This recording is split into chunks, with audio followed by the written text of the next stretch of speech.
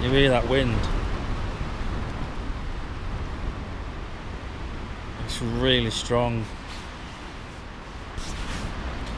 I'm having to hold the side of the tent out. I just hope there's no widow makers out there. I just want to get some sleep. 12:30. But yeah, it's really windy. Morning. What a night. Flipping heck. I didn't get much sleep. I'm really tired. The wind was really bad. And this tent is so flappy in the wind. It's just unreal. It like kind of snaps. So I had to hold that out like that last night to stop it from making some sort of noise. So it's not as windy, but it's still windy. It's just gone 6:30 and I'm just lying here, so I thought I'd get up, get an early start to the day, and then try and get half decent kit tonight. I think I'm at a hotel camping on their grounds, about 10 mile away, I think. So we get some brekkie, get fueled up, have a cup of tea, and then get packed up and get going. It's not a bad morning. At least it's dry, just quite windy. Just wipe the tent down before we go.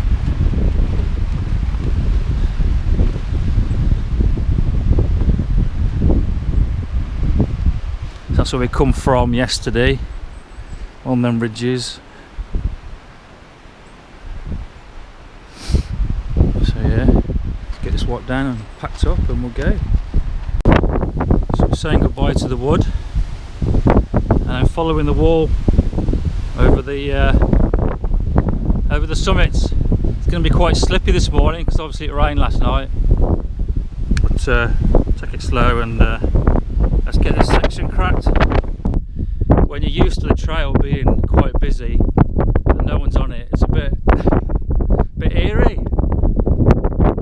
But I've come the easy path this morning, just let my body warm up. There's the wall there. I'm just getting on this one. It kind of cuts out the hills. Why make life hard, eh? Right, what's this? Day 4, about halfway mark now, so every step is a step back to Bowness. They got the lake there, and as we go around the lake, just after a sycamore gap. I think it's something to do with the Robin Hood film. Yeah, beautiful. Thankfully the rain's held off so far.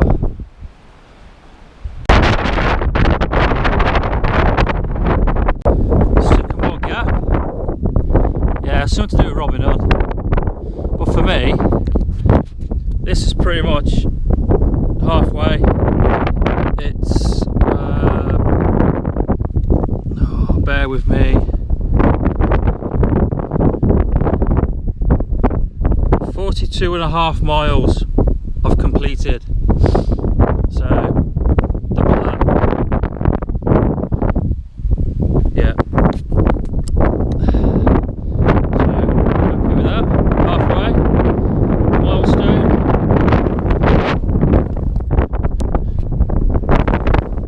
That tree.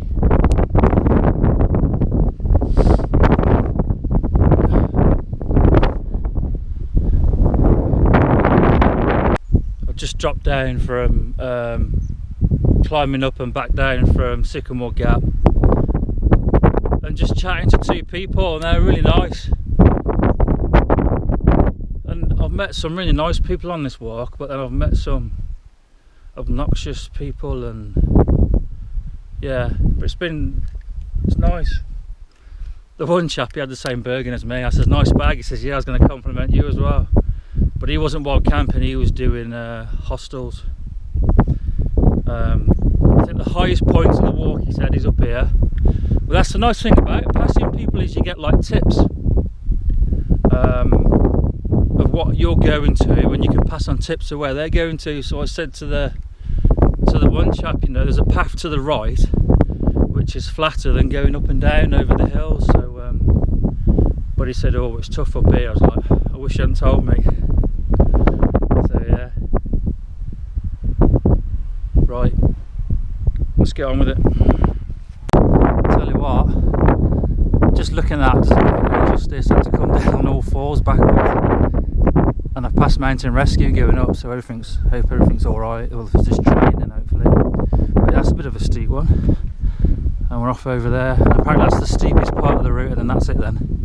So a bit more of a drop down. Probably that perspective gives it a better idea. As you can see, the two people up there. That was fun.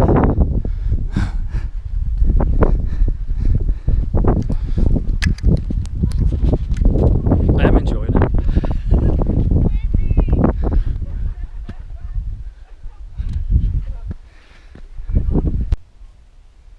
Just stopping for an electrolytes drink.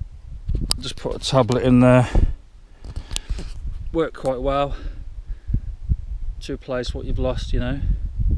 But just sat here out of the wind behind this wall, just looking at where I've come from, you know.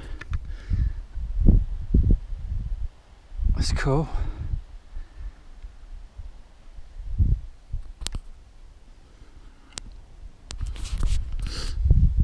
And a lady had passed me and said, after this it's flatter. This is the highest point, just behind me. Steel rig car park this is, and then the once brewed youth hostel is just down there. You can't really see it, but down along the road, if you wanted to know. So I'm just waiting for this tablet to dissolve and get going. So windshield marks the halfway point and the highest point on the wall.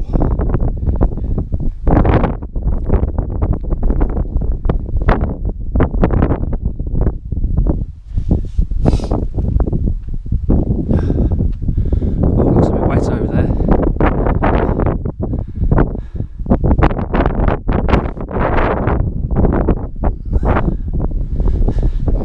Yeah, I think I might have to put the buffalo on in a minute.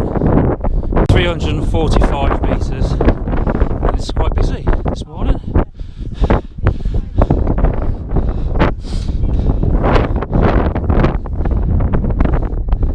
So come from over there. That's alright, don't worry about it. It's like snow down here up here. Very busy, very busy. Right, let's get away from all this.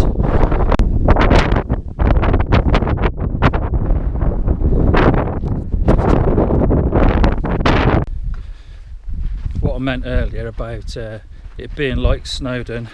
If you've ever climbed Snowdon and got to the top and tried to touch the trig point, at times it's just too busy, it's just too many people at the top, and that's why I said it was like there. Very busy, which is good, you know. It's not a bad thing.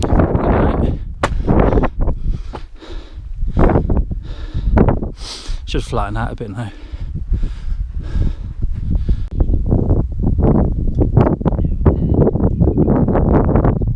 So that used to look like that.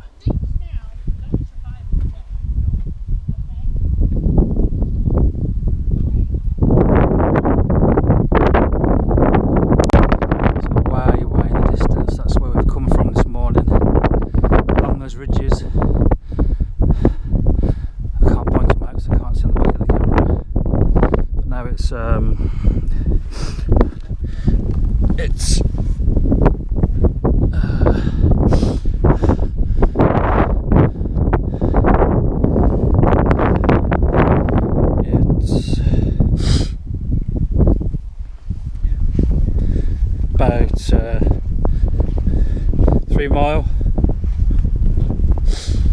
into Greenhead, where we're gonna set up for tonight. So hopefully it should be there for 1 o'clock or round about 1 o'clock.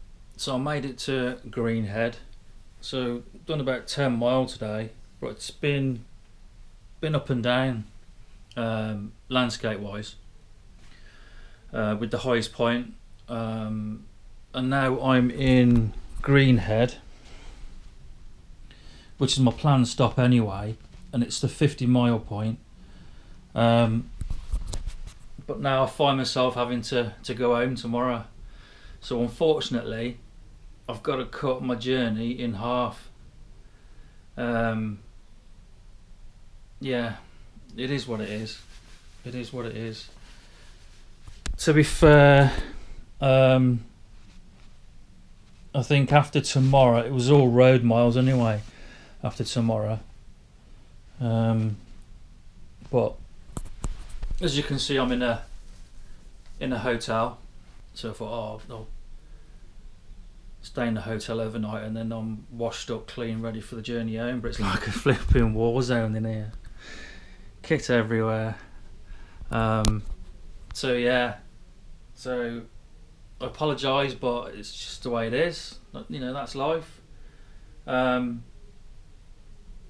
I'll do is I'll still do a review of all the kit that I took, because some of the kit was fantastic and some of the kit not too sure about. So I'll do an honest review of how I've got on with it. Yeah, and take it from there. But it'll take me a while to upload it all and stuff. So yeah, so apologise, but it's just the way it is. And I'll do a review when I get back at some point.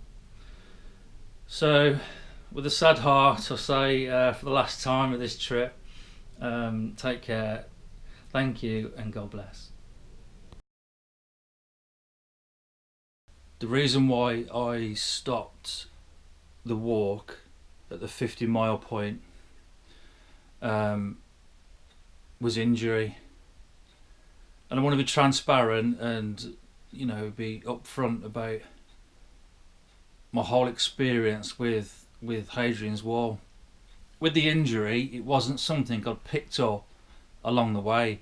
It's something that I had before, but I assumed that it was going to be all alright and that I could push through it and complete the walk. When I was training before the walk, and I had the injury while I was doing the training, it seemed to be alright. But as the days went on the walk, it just got worse and worse. And I think like day 3 and day 4, it was just pain.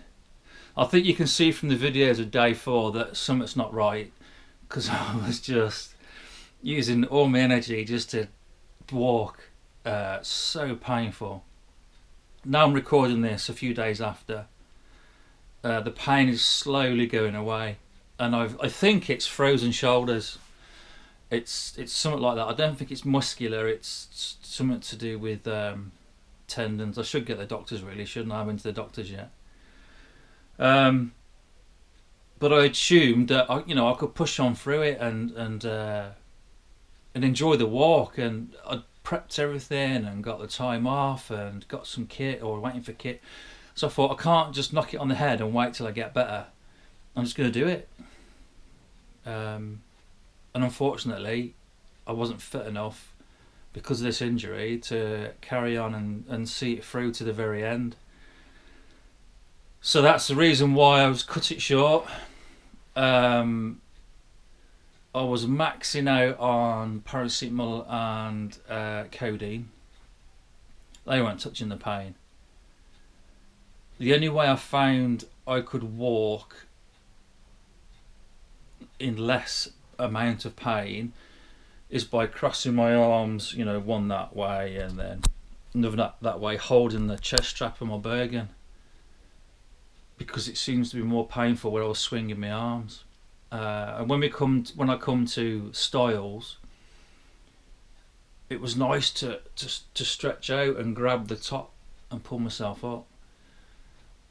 But yeah, at the end of day 3, I was questioning, am I going to be able to do it? At the start of day 4, I was like, I can't. It was just, wasn't fun. It wasn't fun. And I'm gutted. And I didn't want to release the fact why I couldn't complete the walk, is because I need to process it myself and understand what it, you know, what it means to me, and deal with it myself before, you know. I think on Facebook I'd put something like cutting the walk short, gotta go home, but not giving a reason. So now I've kind of come to terms with it and understand it, and come to the point where understanding I couldn't have kept going. There's no way I could have kept going. Put myself in flipping hospital. So I accept that, and the wall will still be there, although I'm not going to go into it too much because I want to do a review of the kit and the walk. So we'll talk about the walk on a separate video. This is just me fessing up as to why I only did just over half. But the drive back from, because I had to get the train from Holtwhistle, which is the centre of the United Kingdom apparently. Train from Holtwhistle back to Carlisle, and then a taxi from Carlisle to the car. But driving the car back was really painful. Yeah. So yeah, that's the reason why. But what I'll do is I've just started editing, and I've just exporting the first video now. I'll do this as a bolt on to the last video, and I'll do a kit review and yeah, a walk review. So I'll end it there because I don't want to go into start waffle mode, and see you soon. Take care and God bless.